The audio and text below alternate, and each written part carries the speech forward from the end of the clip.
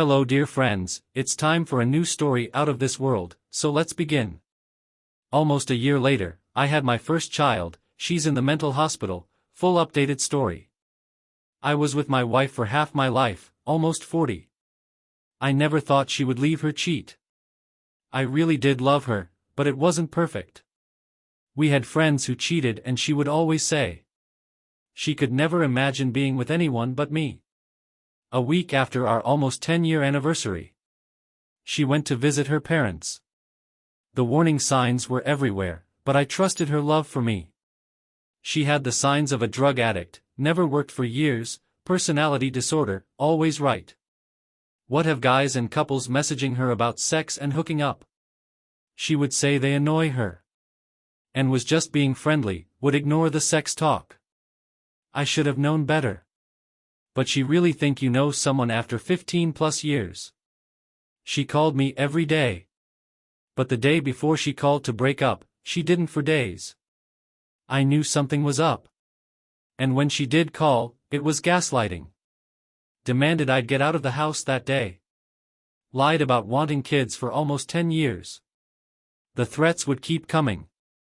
After a few days and police calls, she finally showed up to talk. It took some convincing, but I found out she messed around. She lied about the drugs, but I found them in her bag. She was also on a chat group where I saved the videos and texts. It disgusted me. It was the most bizarre behavior I've ever witnessed. I got the separation done in 24 hours thanks to my job and family friends. The fighting afterwards was rubbing in my face what she did with other people, ordering me like a slave to do certain things, trying to belittle me. I've had health issues which she tried to suggest was drug related. It wasn't. It's stress and trauma related. She was forced to move back home over 5 hours away, but it cost me the place I was living in, my pet which I loved more than myself, and I'm back with my parents for a few months so I'm not alone. I have a great job and supportive friends.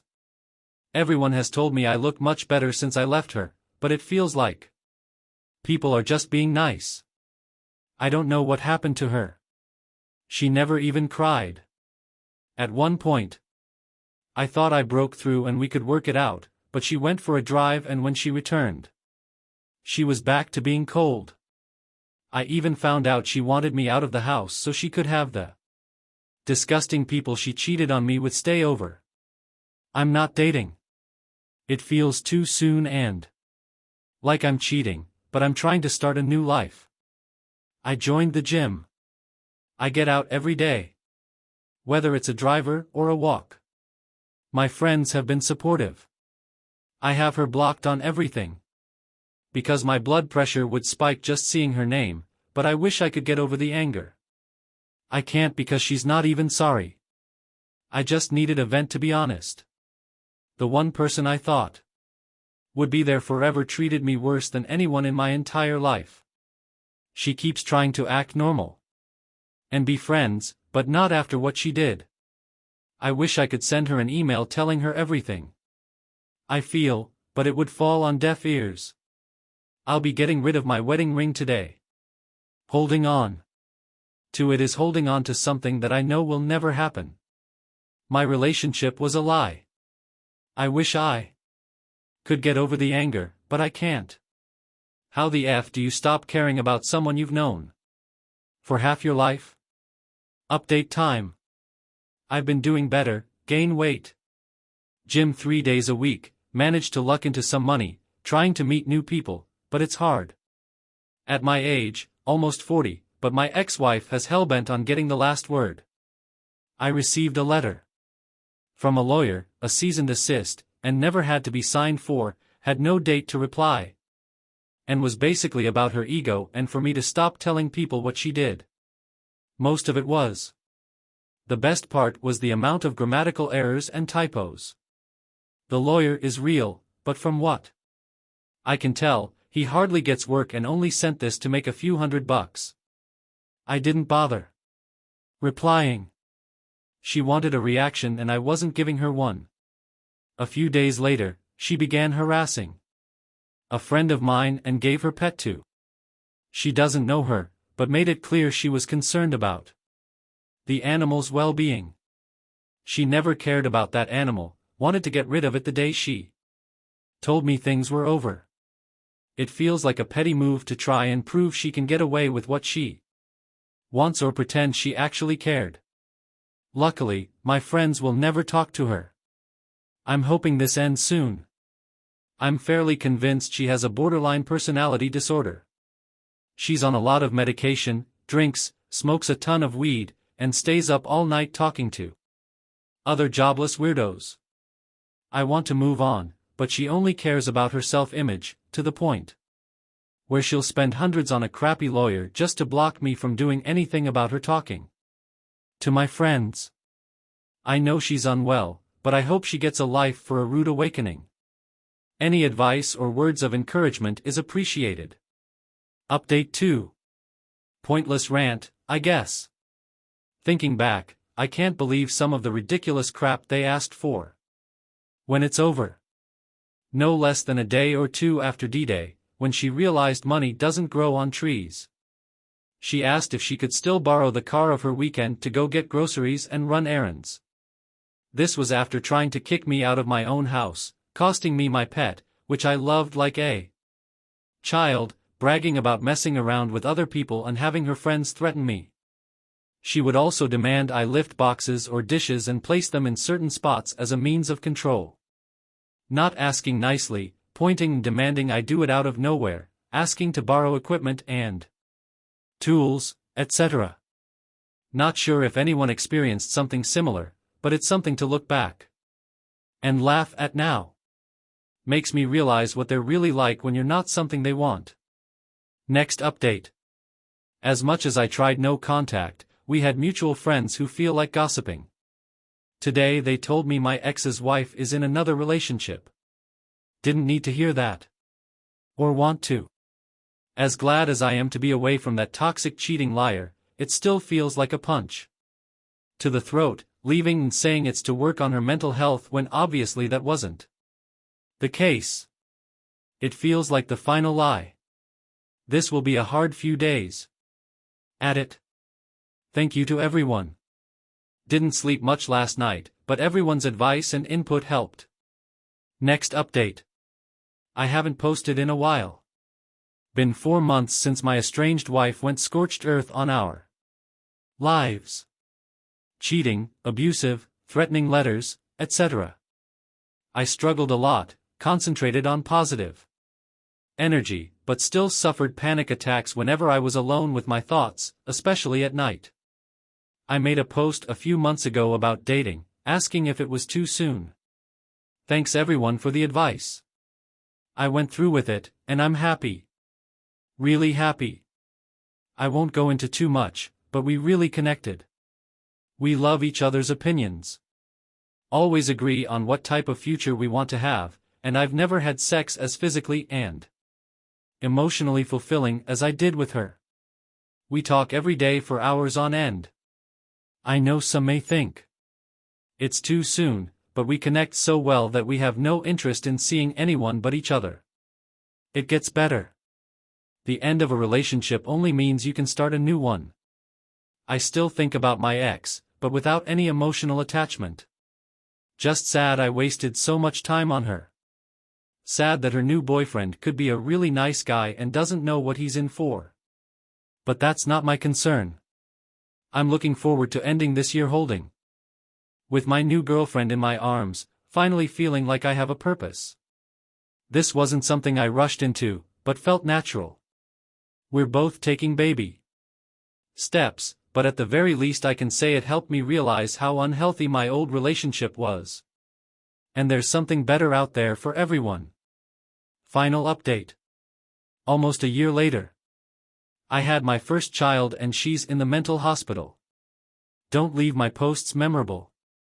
But I figured I'd post again to hopefully give someone a bit of hope. August 2020. My, male 38, wife, female 35, of almost 15 years left me. She had been chatting with other men, women, and other acts which I discovered by going into chat rooms she enjoyed. She lied about wanting kids for years, then tried to turn around on me, saying I was using her for kids. She kicked me out, forced me to give away my pet, who was the closest thing to a child, and tried to destroy my life. Once so far as a cease and desist letter from a lawyer who never even bothered to spell-check it for what basically said I'm not allowed to defend myself in private conversations with her. I never heard from her after September 1, 2020. She was mentally, emotionally, and sometimes physically abusive, but it hurt. I was lost. Felt like my life was just waiting to end, even contemplated speeding it up. Late October, I posted about seeing a girl I knew was a 50-50 split of people saying I was too early to start dating, but I went for it. I'm happy I did. It's been a roller coaster. But we are still together, and a few weeks after my divorce was finalized, I welcomed my first child into the world. My life has changed in a way I never thought was possible a year ago. And it's refreshing. My ex-wife, earlier this year, she called me on a private number. She informed me she was in the mental hospital, that she tried killing herself, and that she was diagnosed with bipolar and BPD. I warned her and her family she had it during the breakup, but they really killed me. She started telling me her pity story, and then proceeded to tell me about the guys and girls she's loved with. I believe it was to fess up and have a fresh start, because she asked about getting back together. I told her right away I was with someone, and we were expecting. It hurt her, but she even tried suggesting she could be a good co-parent with me. I shot that down as well. Ever since we kept minimal contact for divorce proceedings and items we wanted to return to each other, I have zero desire to ever get back with her. Even if I was single. My life is better without her, and now she sees that too. It kills her on the inside, and as petty as it sounds, I'm glad. She had no remorse for the family she destroyed. I have none for her regrets. So there, I know the feeling of post-D-Day, I know the emptiness. But it can't get better. I never believed it was possible, but every morning I wake up with my beautiful child smiling at me and her amazing mother. Don't give up, I'm glad I didn't. Let's see how the community reacts with some comments and some more details from the OP. Underappreciated 54 starts us off. Followed your story from the first posting. Good for you. Your ex is not functional and has a warehouse full of baggage to deal with. Now she knows what her actions have gotten her. She is now alone and can have visions of you with your new family. Nothing around and making your husband feel like crap, then having your family slag him does not exactly buy you a great future. Now they can all remind her that she threw you away. And now you have a happy family while she has nothing and nobody. The OP's response. Thanks, I'm glad to remember my posts. I won't lie. Before she called from the hospital, I always wished I could be a fly on the wall when she heard I was with someone and expecting a kid. Getting to tell her that while she was in the mental hospital felt good.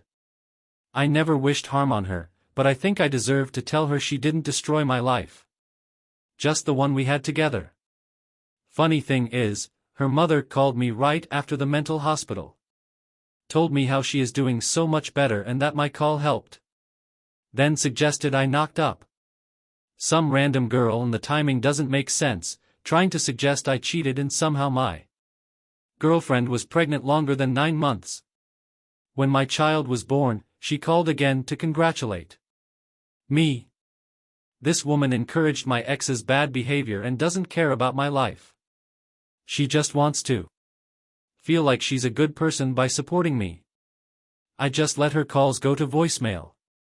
Another quick comment from Spanucula. Congratulations, that's awesome to hear. Just one question. You've been with her for a long time. When did you notice red flags that she might be BPD? Did it start like that? The OP responds, maybe 5 years before D-Day? She was seeing the doctor for childhood trauma. Going to groups, but I knew it wasn't that. Her behavior at times was just too random. I started to recognize manic episodes. The last year we were together, she was barely noticeable. Took out a bunch of loans, could barely keep a friend or for longer than a few months. Threatening to kill herself, etc. She was addicted to prescriptions and some illegal drugs. I wanted to get a new sports car because our SUV made her look old. I mentioned it to our family doctor, but nothing could be done if she was asking for the help. And she never thought she was wrong. It was childhood trauma and nothing else. The most heartbreaking moment was in the middle of the breakup. I told her this was a manic episode. She needs to get help. When she called back from the mental hospital, she acknowledged how right I was, but the damage was done. Not to mention, she still has deceptive qualities, whereas she uses her illness to emotionally manipulate people. To stay home on long-term disability. I wish I could have helped her more, but nothing I did would have changed that. If I was complacent, I think it would have eventually been an open relationship, to eventually her being with someone else. I think a lot of people believe they could have done more, but most of the time, it's unavoidable. Last comment coming from Butter is Mantequilla. But where is your pet? Who has the pet? The OP closes us out. Great story. My cat was older, but she was a darling. Everyone loved her. But I had no choice and needed to give her up. A family member had a coworker say she was looking for a cat. I was nervous. Baby deserved only the best. When she showed up at the door, the young lady looked like an angel. My cat is nervous too, but when she came in, they both bonded. My cat is older. So it's amazing she took her. Not only that, but she sends me pics all the time and spoils her. The worst part was hearing her cries when I put her in the kennel and scrubbing her fur out of everything just so I wouldn't fall apart thinking about her. But I got lucky. She went to quite possibly the best owner I could have asked for. And I also gained a new friend.